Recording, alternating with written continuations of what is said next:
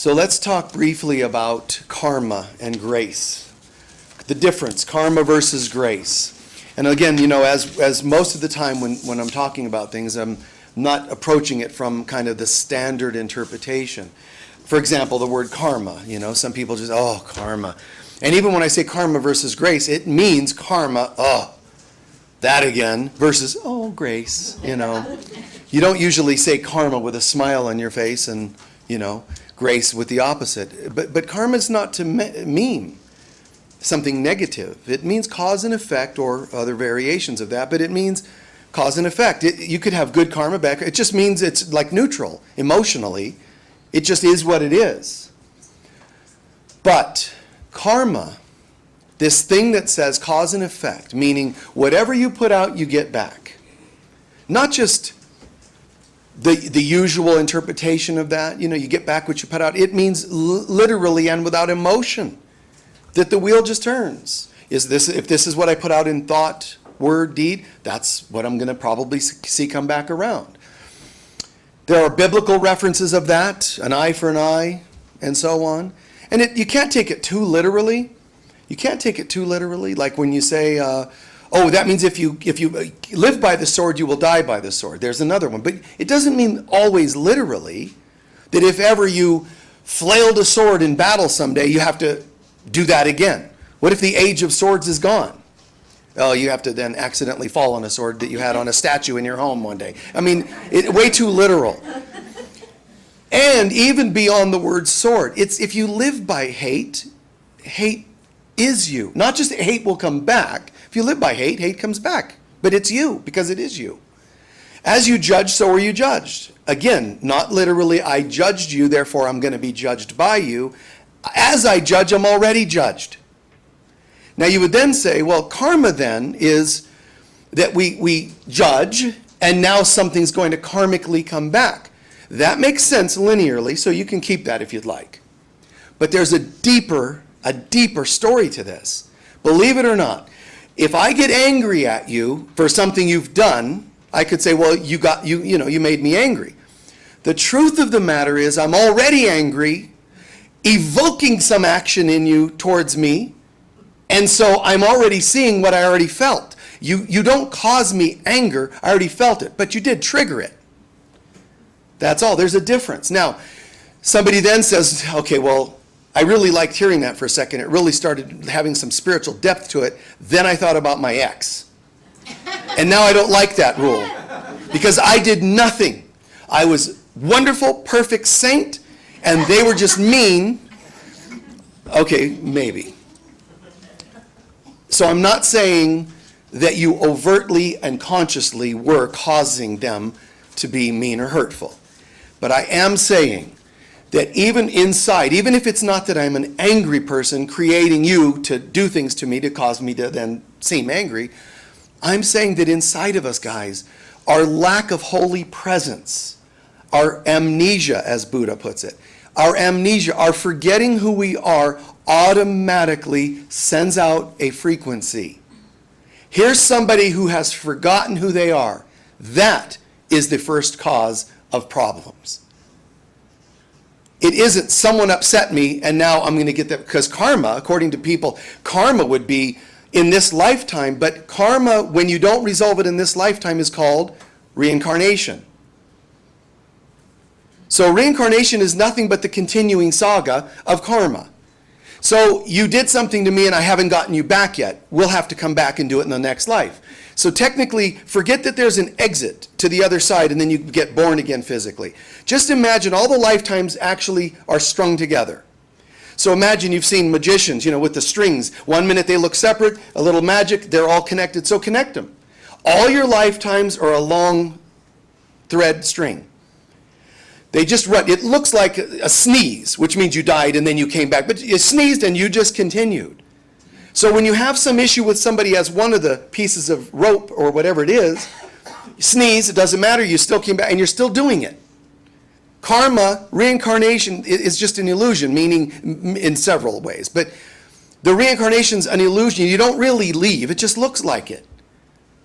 You exit, you come back, and you set it up where some of the same souls sometimes not exactly the same souls, are going to put together the exact same things you hadn't finished working on.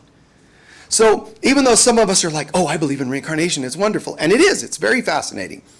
But reincarnation isn't even real. It only happens because you haven't gotten it yet. That's not something to be proud of.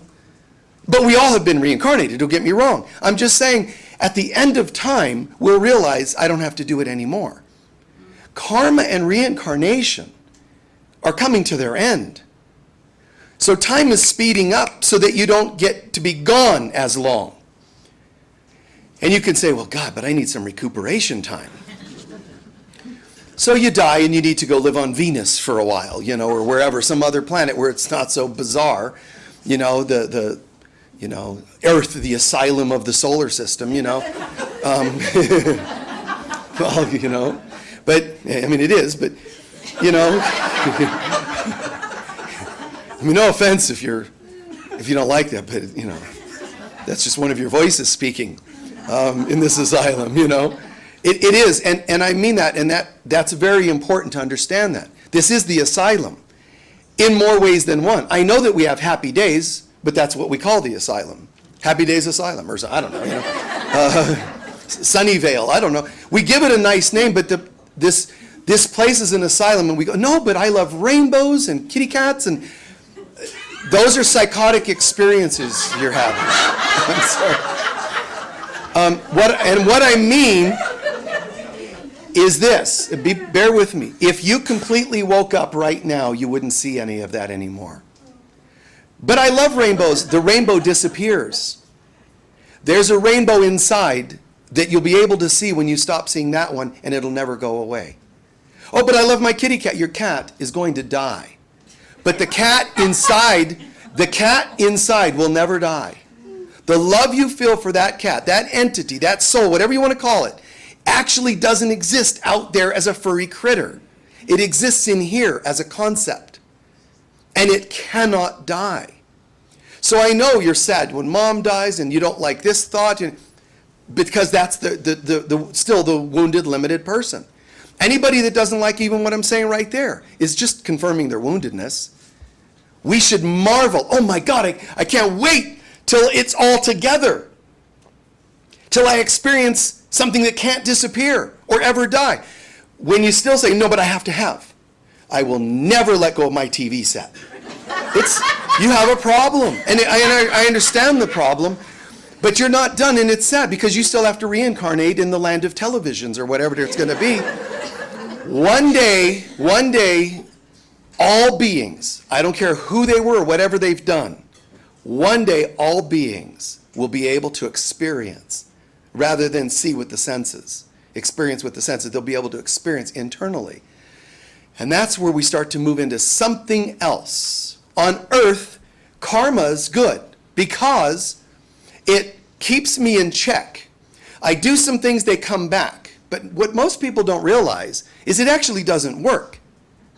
Because the theory would be, if I do something to you, you do something back to me, and maybe it was my karma. You ever hear somebody say that, or you said it? Well, it might have been my karma, right? I mean, even Buddha's quoted as saying, this happened and it was a karmic thing. And it's a great way to handle it, to say, well, probably some karma. Great, but that's not the end of the story. Because technically, if one of you does something mean to me, you kick me in the leg, and the rest of you are like, oh, did you see that person walked up and kicked? And I say, beloveds, it's a karmic thing. One time, I kicked somebody in ancient Samaria, and this was just karma. And you go, ooh, okay. Some of you go, I guess he deserved that. Others are going to be like, oh, but the poor thing. You're going to have your reactions, none of it matters. Because I did something, they come back and kick me. But why do you think that ends? Why do people think karma completed something? Because now I'm mad at you for kicking me, and I'm going to kick you again. Or I'm going to kick someone else because you kicked me and I'm walking around with anger for being kicked. Karma never actually ended anything unless forgiveness entered. You don't complete it just by kicking them back. It never ended it. I don't know where people thought that. Oh, it's all okay now. Everybody, it's okay because I kicked them, now they kick me, we're good. Except that some people are in the room triggered by somebody kicking somebody. So something's still gone wrong. There's still a negative energy, and it's going to have to be dealt with. That's okay, but because one of you passes away tomorrow, so you don't have to. No, you'll come back and still have to. I don't know why I have these issues. 3 lifetimes from now, you're going to be like twitching, going, I don't know what it is about people kicking each other. And you're coming back to deal with it because you still remembered it happening in here. You weren't healed. Only forgiveness clears things. And I know, and no offense if it fits you, but there are people that with enough money, they'll sell you a thing that's going to erase your karma. They'll say, well, I have this thing that I do. It's I twitch my nose like Bewitched. I wiggle my nose and your karma's gone. It's like, really?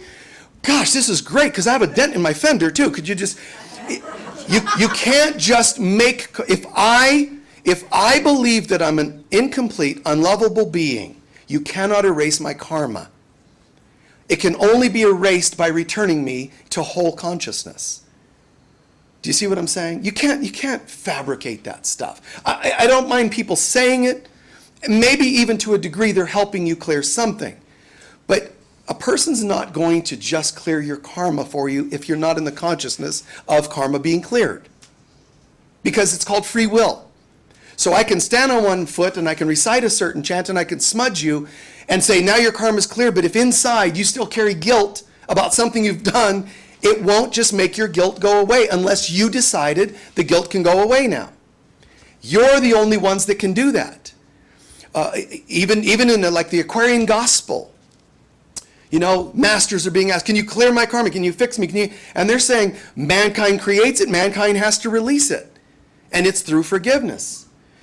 Which brings us inevitably to this concept, there's a difference even between forgiveness and grace. Not just karma and grace.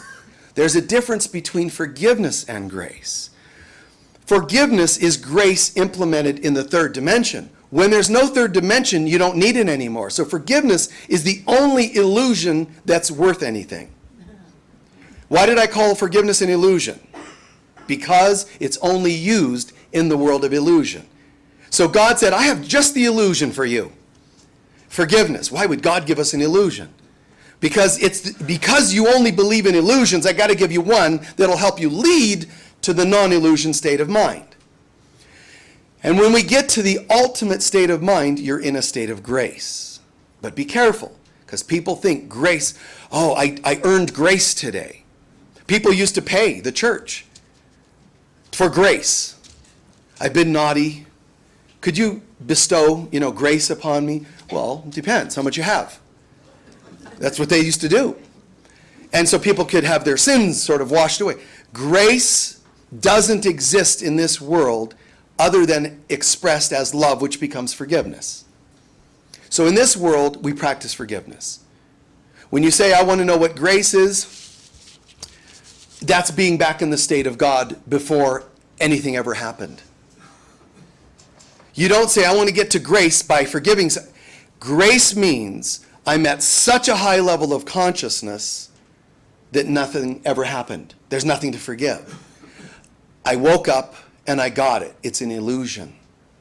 Which is why my playfulness around this is a psychotic experience, meaning in this world you think you like things and don't like things, but those are dualities and they're convenient to your opinions of the moment. There are things all of us have liked in this world and eventually didn't like, or vice versa. That's not heaven. That's fleeting. It comes and goes. So it's just, it's a little sleight of hand. It comes and goes. It's play, light play. That's all it is. It's shadows and light play. This world. So there's a point where grace is reached, but grace cannot be reached while we have issues that we need to forgive still. So be careful what you ask for. When you say, I am in a state of complete grace, it means I'm in a state of consciousness before anything ever happened, which means I cannot possibly see you as flawed. If I still see you as flawed, what I need is not grace, what I need is forgiveness. That's grace in this dimension. Is that making sense so far? All right, so forgiveness is the manifestation of grace in this realm. And if you even think of the word and just meditate upon the word now and again, grace, it actually has a frequency. In this world, it has a vibe or a frequency to it. And if I'm working on an issue, I look at the issue, I track what it brings up inside, and I surrender it to God, and I replace it with a different vibe. Peace, love, joy, whatever it happens to be. I replace the old. I don't need to use grace to kind of disperse the wounds. Forgiveness does that. So I don't put grace to work for me. I have to approach grace. I don't tell it to come down and fix people. It's when I'm willing to stop seeing people as flawed in the first place, or sick, or anything else, then I'm kind of ready. And then I let go of all thought, and I ascend into a state of grace, at least for the time being. So grace is really not something we should try to lasso and bring it to earth and make it do something, like a bidding. Grace is when I'm done talking about it. And then I let go. I'm going to share a quote from A Course in Miracles, because then I let go. One of the great quotes in the Course: nothing real can be threatened and nothing unreal exists. Herein lies the peace of God. Another way to say it: nothing real can be threatened. So if I know who I really am, there's nothing to forgive. But you harmed me. Well, the karma, it's going to come back. No, if I see you as having karma for things you've done to me, I'm still not in a state of grace. I haven't even forgiven if I still say, yeah, you did this, but you wait till you get yours. I can't say I'm being forgiving while I'm still affirming that you're going to get yours someday. Understand, and I understand hurt. Hurt makes us feel that way. I get that, of course, But ideally, at least, aspire to get to a place where you say, if I let you go, forgiving you, I'm going to let you go because you're going to get yours, I'm already still condemned myself. Because if you're going to get yours, and you and I, because of what you did to me, then you and I are in a coupled situation, an agreement on some level. If I say, you're going to get yours, I'm now hooked with you, and if you have to come back in another lifetime to work it out, guess who has to show up with you? Yeah, that's not so good, right? And it doesn't help to go, okay, fine, then I'll do grace, because I never want to see that jerk again. Well, that's the opposite, but it's not the right opposite. It's just a dualistic opposite. So we can't be so quick to be done with them, because that means there's still a charge. Try this instead. Try saying to yourself, if I bind you, then I'm bound. If I condemn you, if I lock you into what you've done, it was hurtful. It made me sadder. I felt, hurt by it, confused by it. I'll own my emotions around it and give them to God rather than condemn you. And when people say, God, forgive them, God, fix them, God, heal them, and so on, we pray for others to be healed or fixed or whatever. There are more people on earth that have been the victimizers, the hurtful people, that have reached healing quicker than the people that were harmed by them. One of the weird ways and reasons is because so often we pray that God takes care of them. God, that person, they're mean, they're a jerk, But we're still upset. That person may have found peace with God, and we're still dealing with the problem. Now that person might not, when they ring the bell and say, hey, so-and-so's got some issues still on earth with somebody. Anybody hooked onto this and need to go and incarnate? Because we know historically there's a guy named, Joe Schmo, and he was part of the problem. And Joe's going, I'm here. Nope, I'm checking my files. No, I got that cleared. Because the person was praying that God forgive me. And I got forgiven. I'm good. Oh, now we need volunteers. And then there'll be volunteers. The volunteers are going to say, well, I don't know the person, but I have some similar stuff as their previous abuser. So I'm willing to sign on to that. So they come in, you go, I don't know you, but I don't like you. And those are the people that didn't know you before, but it's the pattern you didn't like. Anyway. So when we're ready to heal, we learn to say, instead of you did this to me, we learn to say, this felt confusing and kind of hurtful. It really hit me hard, because abuse does and trauma does. And I'm going to look at what it brought up in me, and I'm going to surrender that to God and change and refill with something else. I want to be a new person. Now watch the line here. I'm going to be a new person unlike them. And that's okay, because that's the hurt me talking. If you hear somebody talk like that, it's coming from hurt. Do not condemn them for that. Take their hand, say, I understand. Do all compassionate things. But if it is you that feels that way, I want to have forgiveness, I want to feel better, and think separately from that other person that was the abuser, just remember to think to yourself, any amount that I hold keeps me held.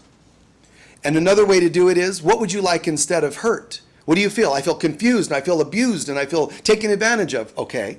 What would you like instead? I want to feel love and self-worth. All right. We do the process. We surrender the old. We bring in love and self-worth. Good job. Anything else? No, I'm done. You forgot to pray for the same thing for your abuser. And that's one way to distinctly know whether you have reached a state of forgiveness. And it's okay if you don't. It's okay if you say, no, I want love and self-worth, and I don't want them to have any of that. You're allowed to say that, and Spirit hears, you're hurt. And Spirit says, I understand. And in its infinite love, Spirit and the universal laws, they say, and sweetheart, we absolutely understand. You do? Yes. You do? Yes. What they did was, kind of harsh for you, wasn't it? It was. Thank you for validating me, because I'm upset. We see that. And we have just the right people to line you up with for the next life. See, there's no emotion to it. They're not like, we're going to get you. They're like, no, sweetheart. No. I have a proposition. Anybody, in Spirit, this is how they're talking. Why don't we let them go a couple lifetimes without this issue? Let's give them some other stuff that of theirs to work on. Out of a respite. How about a respite? Somebody motions it, the other spirits I second, third, and trillionth, and then you get to have a break. But they're still going to say, out of love for you, we have to help this stuff come back, because if it doesn't come around, which is why you say, why does this stuff keep happening? It's called cyclical. So it's going to come around, and when it does, you get a choice. You have an option. Do I clear it this time, or do I further layer it with resistance and denial? So karma, the wheels on the karma go round and round and do not stop. Where it stops, nobody knows. It just keeps going. But who created it? Books will actually say karma is one of the laws of God. It is actually not. We created karma ourselves. Not the thinker. My soul created karma. Why would I do that? Well, the way you say that makes it sound like karma's bad. We created karma collectively. Why would we do that? Because we were actually keeping ourselves in check. I don't want to go too far off. Karma tells me, be careful. You get back what you asked for. So why don't you ask for some positives? See, just knowing that kind of helps keep me in check. The law can be one version of karma coming full circle, manifested. But if the souls don't heal, we realized after trying this theory, see, if it was God's laws, it would have worked. Mankind created karma, and it goes on and on. And God's going, I'm hoping that someday you guys are going to go, wait, I just had a thought. We've been here billions of years, and we still didn't get it. So maybe we ought to try a different law. And that's why forgiveness is being taught again as a wave. It's always been talked about. But a new wave of forgiveness is being brought to the world so that the laws of the past are dispersing. Now, for that to happen, you have to have what Jesus called the great cosmic speed up. I want to clear karma. Excellent. The universe says, they're getting it. They're getting it. They're realizing their version of karma didn't actually heal them all. So, and then they reincarnated, and that didn't do it either. That just meant, karma continued. Like an endless, movie, part 2, 3, 4. Except, it's more like Halloween the 18th, So it continues on and on. Now, what are we going to do about it? At some point, we've practiced forgiveness, and there's a wave of forgiveness that came in this generation. A whole new wave of practicing forgiveness. You can call it compassionate forgiveness, ho'oponopono, Course in Miracles, but the world is talking about forgiveness more than it ever has. And it's trying to change the world, obviously. But there's one last bugaboo to this, which is, Spirit says, look at them. They're all ready to start clearing karma. When you start clearing it, you think it's going to be gone, and what happens instead is it intensifies. Why? Because everything's speeding up. On the spiritual dimensions, they're going, well, they're getting this. Let's send them more. We used to be able to get away with on being on earth working, let's say, on 10 issues in a lifetime. And now you get like 100. And before you die, the number's going to go up to 1,000. The great cosmic speed up doesn't just mean, oh, look, light beings. It means, oh, God, more and more stuff. The concept of instant karma, remember? Instant karma doesn't mean you're just such a wicked person. You have instant karma. And I hear even people make jokes about it. Oh, look at them. Instant karma, meaning like shaming them for whatever they did. Instant karma means I am growing so fast and furiously that my soul doesn't even allow me to have lifetimes to work stuff out. Whatever I do comes back instantly, and that's really good. Doesn't feel so good, but it's really good. Because no sooner do I do it, it's gone.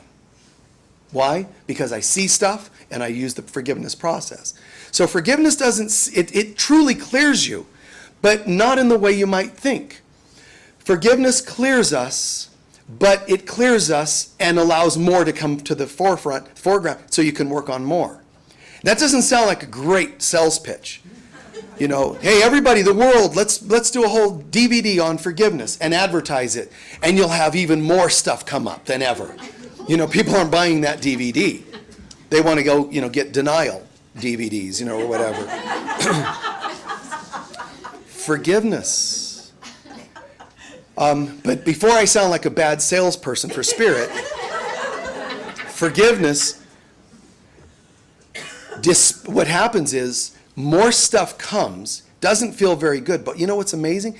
When I start to practice forgiveness, my mind, every time I'm practicing forgiveness in this rat race, my higher mind is opening up more and more to the consciousness of grace itself. Grace doesn't have any of the reactions like forgiveness still has. I still got to look at some stuff, cry a little, forgive a little, cry a little. That's still in the world of drama. Grace, I'm immune. So practicing forgiveness brings me into a higher state of grace, and in a higher state of grace, even the stuff that's still happening here doesn't seem to hit me as hard. The sales pitch isn't that there won't be karma. In fact, it multiplies and brings up not just my few errors this lifetime, but my patterns of lifetimes throughout every lifetime. Patterns of errors in all lifetimes. That's like heavy. It's like moving from a slight wave to a major tsunami of stuff. So here it all comes, but strangely, supernaturally, my mind seems okay somehow. And that's a state of grace. Grace doesn't happen just when you're gone into higher dimensions as an ascended master. We can experience it here as a feeling. Grace manifested is in the form of forgiveness, but grace is the gift that comes to you when you practice forgiveness. Grace doesn't do the forgiving, it takes the form of forgiveness. But if I do the practice of forgiveness, the result will be a greater state of grace. What does a greater state of grace bring me? What do I get out of this, is the way a human's going to ask this. It's beyond words. Stuff happens and somehow I seem immune to it. Grace is the response to love. It's what love is. Love is, like when you say graceful. Full means full of grace. Graceful. When you walk, that person's so graceful when they walk. It's got a concept to it, like grace-filled. Grace-filled. And so, wow, what does that mean? What does that mean? Like, there's this something about them. Keep going. See, you're trying to describe, there's this nice, tranquil vibe to that person. And it doesn't mean you have it and it's there forever. I'm just saying, watch for it, guys. When you practice forgiveness, when you sit in appreciation, you're feeling symptoms of rising into the mind of grace. So from A Course in Miracles. By grace I live, by grace I am released.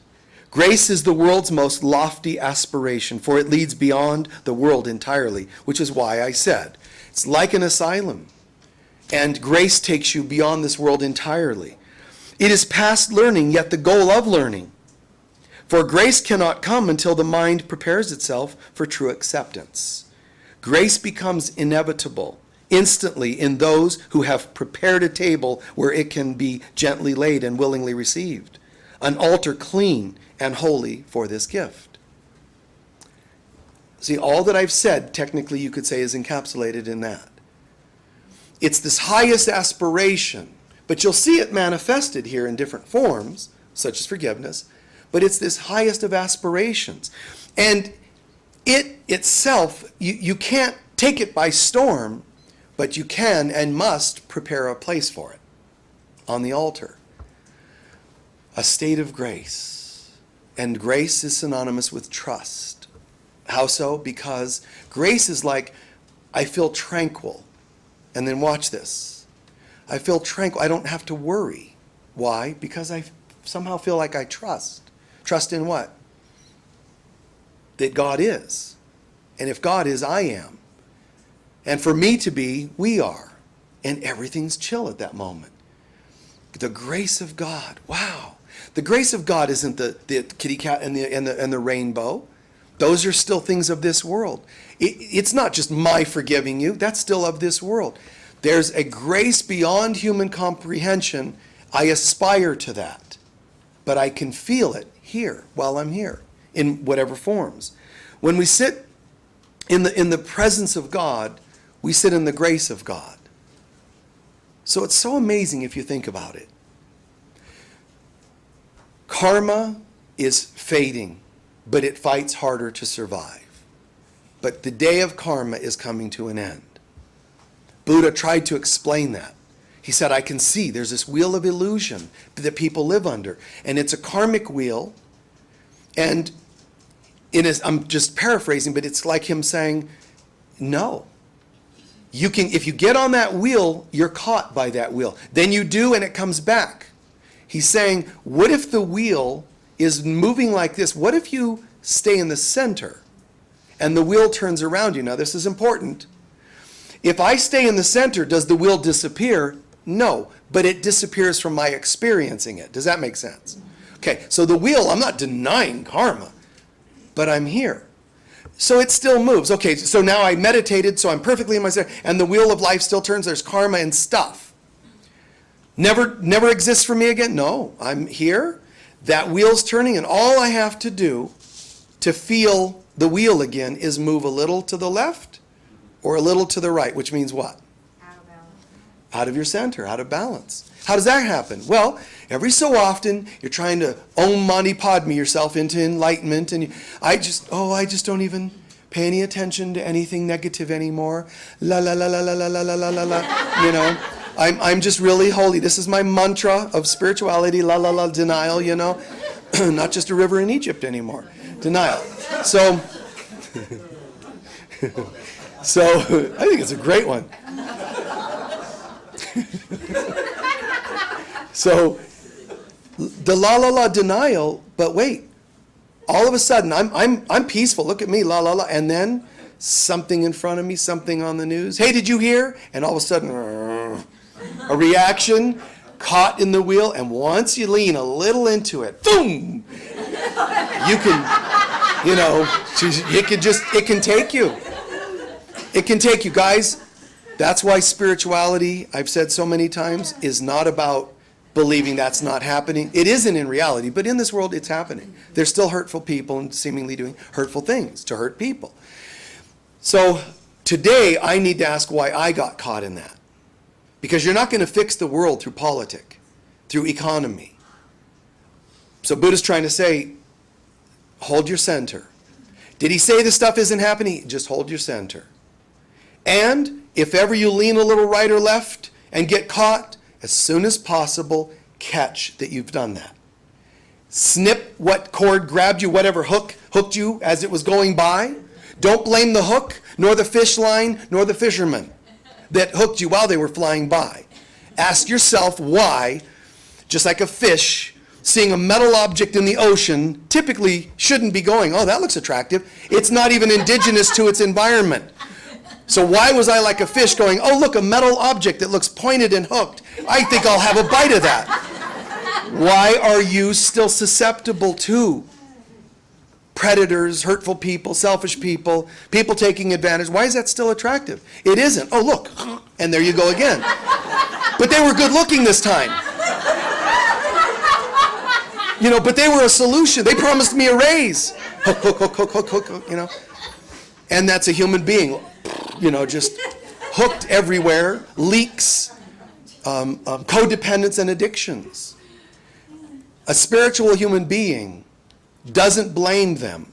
A spiritual human being gets in the universal 12-step program and says, you know what? I'm going for center. Let me remove this hook. Ouch. Let me remove that one really was ripped in there. That hurt. Remove the hooks and determine to stay in center, to get to center and stay in center as best I can.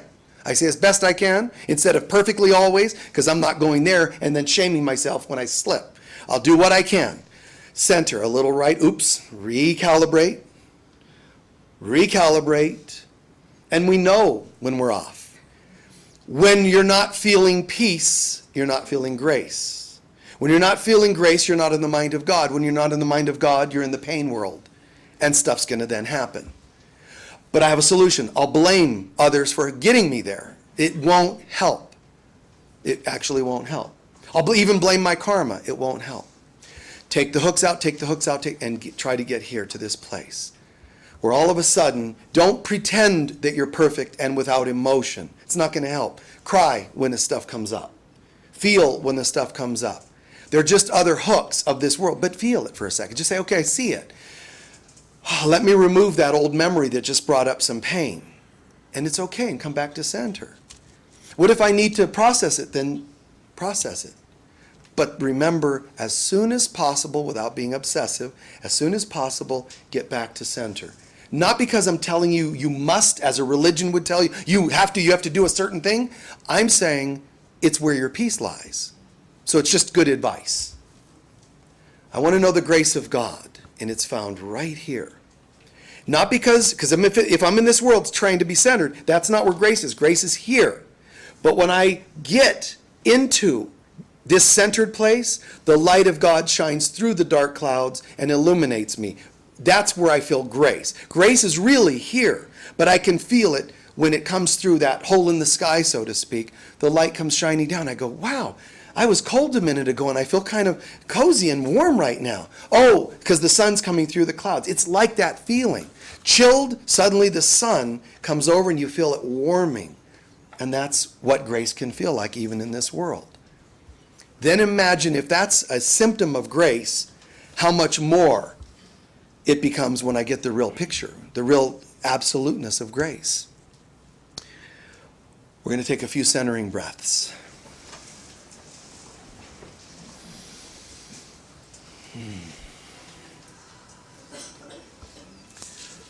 Just closing eyes and relaxing the breath. And for the first minute or two, let's let go of the stuff of this world.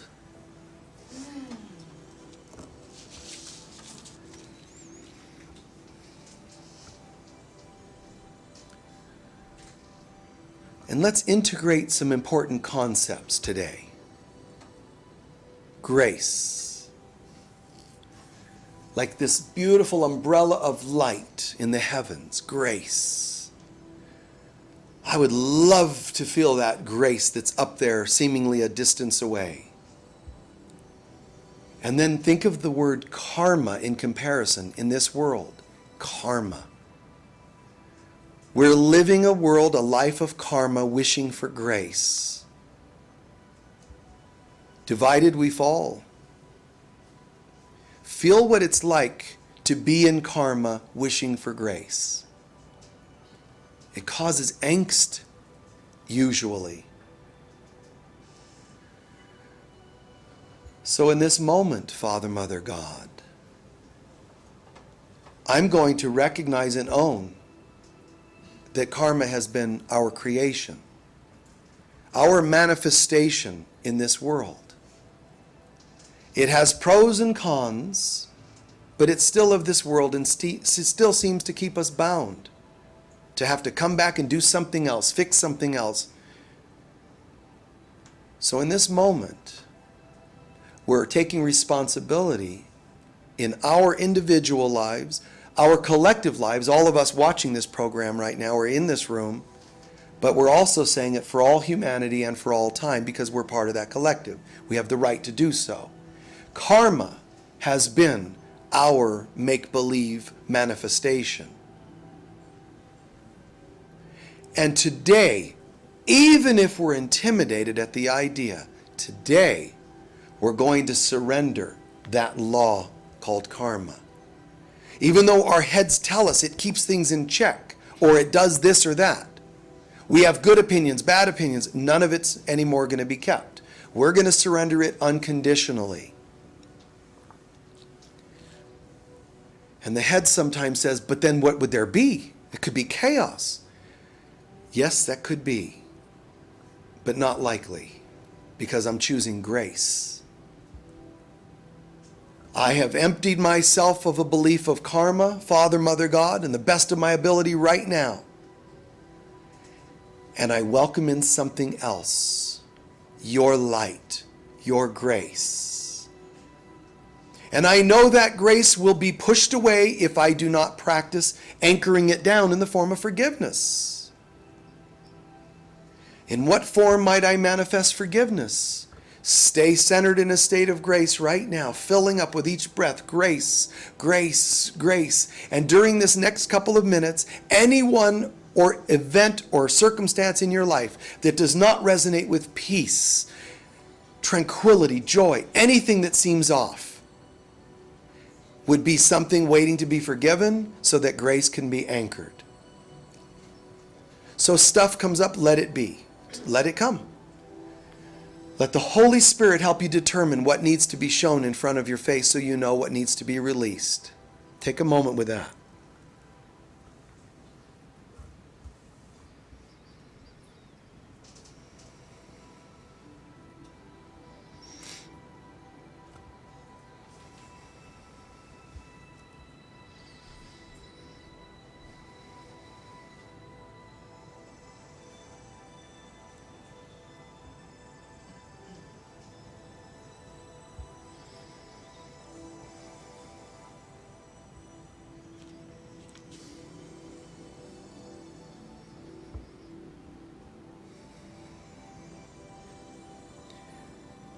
And then let come to mind anyone, even if it's not in your personal life, anyone in your life or in history that your mind would think is unworthy of being in a state of grace. Be honest and just let them come to mind. Historic characters, people from your past perhaps, or globally. Anyone you think, oh, there's a challenging character, they may not deserve forgiveness, compassion, or grace. Whoever comes to mind, let them come to mind and then make a decision. If I would like to feel grace, I need to see them in a state of grace. And if I don't want to, that's okay, maybe tomorrow. But see if you can do that.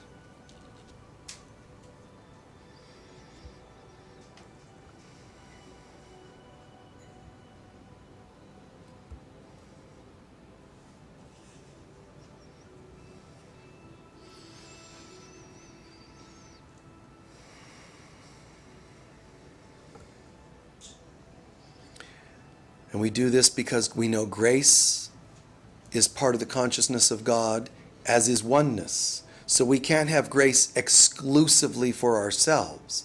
It's inclusively for all.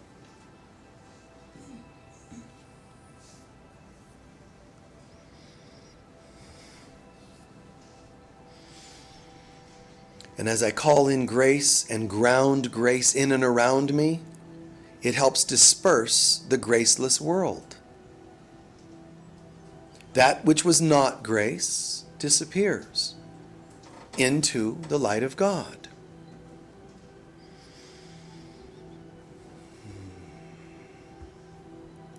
Our heart can rest and relax receiving grace, because it's not something we have to ask for, it's something we just accept.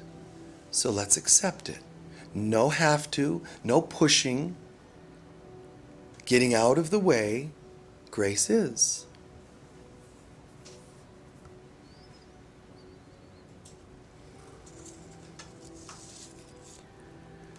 And then ask yourself, doing a process like this, Does your face have to be scrunched up because you're really working hard to achieve grace?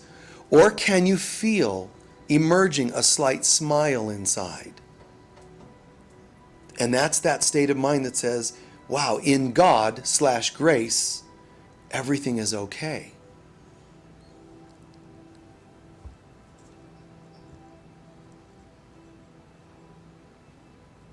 Grace is love's answer to all things. And when we don't accept it as grace, then it has to manifest as forgiveness. And forgiveness ends up having to manifest as issues to forgive until it's worked out and we're back to grace.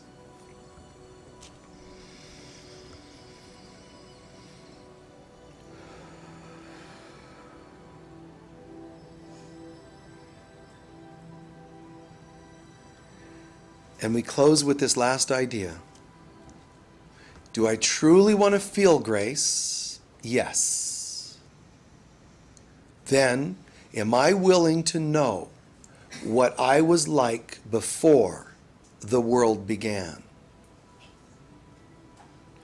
Am I willing to know what I was like before separation, limitation, dimensionality, and even the beautiful things in this world, rainbows and butterflies?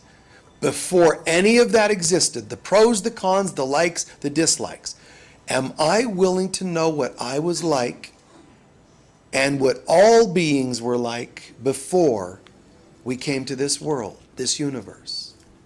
And you don't have to say yes to that, but be honest. And if you say no, then it's okay. I'll work on that a little more tomorrow is all we have to say. I'm open, not now. But if I say yes, wow, something happens inside. Am I willing to know? Light before it refracted. Opinions that formed. Groups, races, genders. Before any of that, just the pure grace light of God.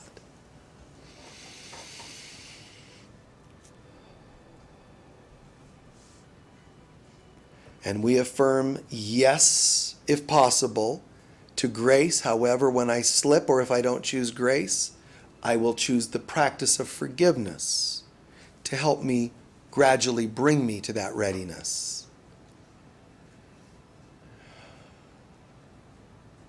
And so it is. Take your time, slowly integrating, grounding. Take your time.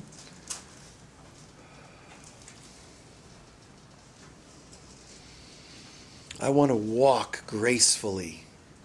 I want to live gracefully. At work, I want to work gracefully. And graceful does not always mean slow but can I stay in the zone? Yes.